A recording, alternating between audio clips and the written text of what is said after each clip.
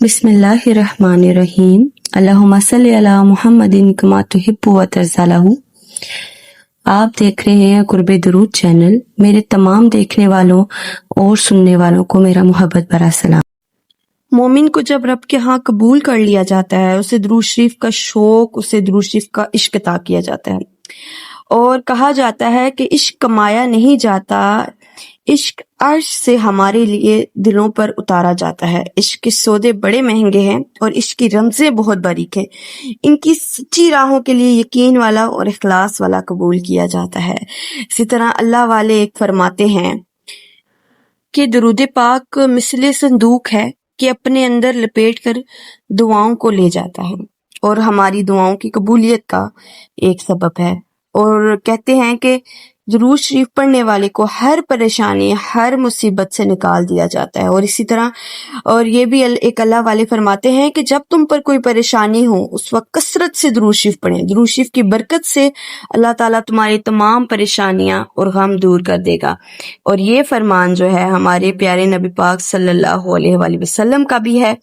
और उसके बाद अल्लाह ताला ने इतने अल्लाह पाक ने वली भेजे जो नबी पाक सल्लल्लाहु अलैहि वसल्लम की मोहब्बत में आशिक थे और दुरूद पाक पढ़ना उनकी जिंदगी का मकसद था और अपनी हर सांस के साथ दुरूद पाक पढ़ते थे और दुरूद के खूबसूरत मोती अपनी जिंदगी में इकट्ठे करते रहते थे। हजरत अली रजी अल्लाह ताला अन्हा का फरमान है कि हजूर पाक सल्लल्लाहु अलैहि वसल्लम ने फरमाया कि बहील है वो शख्स जिसके सामने मेरा जिक्र किया जाए और वो मुझ पे दुरूद ना भेजे। तो इस जो है ना रिवायत को सामने रखते हुए एक मोमिन होने के नाते हमें ये सोचना चाहिए कि नबी पाक सल्लल्लाहु अलैहि वसल्लम वो ज़ात थे जब उन्होंने हमारे लिए रोए, दिन रात रोए, हमारे लिए दुआ मांगी और अपनी उम्मत के लिए रोते रोते हर वक्त अल्लाह पाक से बख्शिश मांगी। तो क्या हमारा हक नहीं है कि हम अपने नबी पाक सल्लल्लाहु अलैहि वसल्लम पर कसरत से दुरूद पढ़ें और उनसे अपनी मोहब्बत का इजहार करें?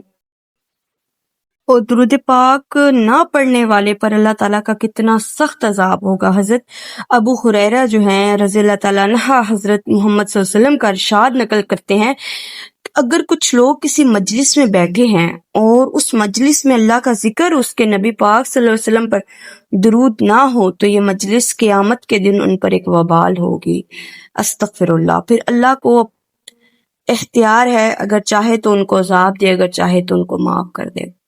तो अल्लाह पाक से इस चीज की दुआ करें कि अल्लाह पाक हम लोगों को कसरत से दुरूद पाक पढ़ने वाला बनाए। दुरूद पाक की कसरत के हवाले से इस सवाल का जवाब देते हुए हजरत इलामा शहाब हफाजी रहमतुल्लाह शरीफ अपने बयान में फरमाते हैं कि कसरत दुरूद शरीफ से मुराद ये है कि दुरूद शरीफ पढ़ने वाला अगर कसरत से दुरूद शरीफ पढ़ने में मुश्किल महसूस करे तो कम से कम 313 बार जरूर पढ़े। इससे तादाद को कसरत में तस्वर किया गया है। अल्लाह ताला ने 313 के अदद में एक खास तासीर रखी है। कहा गया है कि जहां ये तासीर पाई जाती है वहां फलाह, खैर व बरकत और कामयाबी नसीब होती है। इसी तरह अल्लाह पाक ने 1,24,000 पैगंबरों में भी 313 रसूल अलैहिस्सलाम जो है ना बनाकर भेजे। ग़ज़वे बदर में भी शरीके सहाबा की तादाद भी 313 ही थी और इसलिए 313 का आदत खैर व बरकत और कामयाबी की अलामत है। 313 की तादाद में जो लोग दुरूद शरीफ पढ़ते हैं और बाकायदगी से पढ़ते हैं उनको जरूर रूहानियत नसीब होती है और उनको जरूर दुरूद शरीफ की कसरत के सबब जो है ना उनके दिल में दुरूद पाक पढ़ने की जो लगन और मोहब्बत है वो मजीद बढ़ती चली जाती है, क्योंकि इस तादाद में खास अल्लाह ताला की ना एक अनायत है।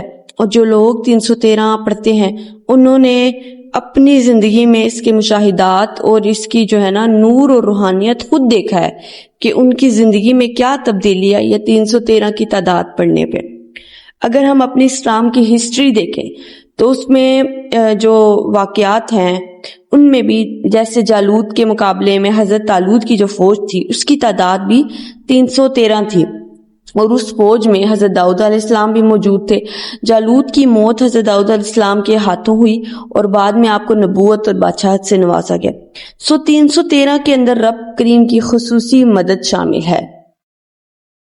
اسی طرح کہا جاتا ہے کہ جو لوگ درود پاک کی ایک ترتیب بناتے ہیں، وقت پر مقرر وقت پر ورد کرتے ہیں اور جگہ کا جو ہے نا تعین بھی وہی رکھتے ہیں، تو ہمیشہ جو ہے نا ان کو جلد برکات ملی ہے، جلد تاثیر ملی ہے، اور درود شریف کے اندر جو ہے نا تمام ثمرات جو ہے نا بہت جلد اس شخص کو نصیب ہوئے۔ ہمارے اکابر نے 313 بار درود شریف کو کثرت میں شمار لکھا ہے۔ کم سے کم 313 مرتبہ درود شریف پڑھیں تاکہ آپ کا شمار بھی ہے جو کثرت سے درود شریف پڑھنے والوں میں ہوں۔ ہمیں چاہیے کہ ہم کم از کم روزانہ عشاء کی نماز کے بعد 313 بار درود پاک پڑھنے کی ترتیب لازمی بنائیں۔ ہم خود جو ہے نا اس چیز کا جائزہ کریں گے کہ اللہ تعالی ہمیں کتنی جلد جو ہے درود پاک کی اس برکات اور تاثیر ہمیں ملتی ہے اور اس کے اندر موجود ثمرات ہمیں عطا کیے جائیں گے۔ اور پھر رزق کے دروازوں کی تعداد بھی 313 ہے۔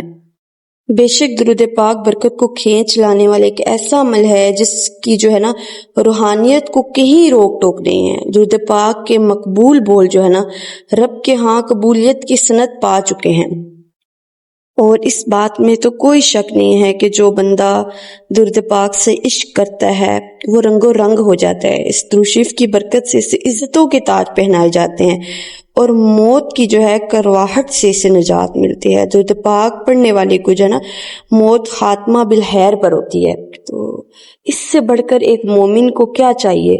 اتنی خوبصورت موت، اور اللہ تعالیٰ نے اتنی ساری بشارتیں ہمیں دے دی۔ اگر ہم پھر بھی اتنا سب کچھ معلوم ہونے کے باوجود درود پاک پڑھنے میں کوتاہی کریں، اور 313 کی تعداد کوئی بڑی تعداد نہیں ہے، تو اس تعداد کے معلوم ہونے کے باوجود اور ان تمام بشارتوں کے باوجود ہم درود پاک نہ پڑھیں تو پھر یہ تو ہماری بہت کم عقلی ہے اور بدنصیبی ہے۔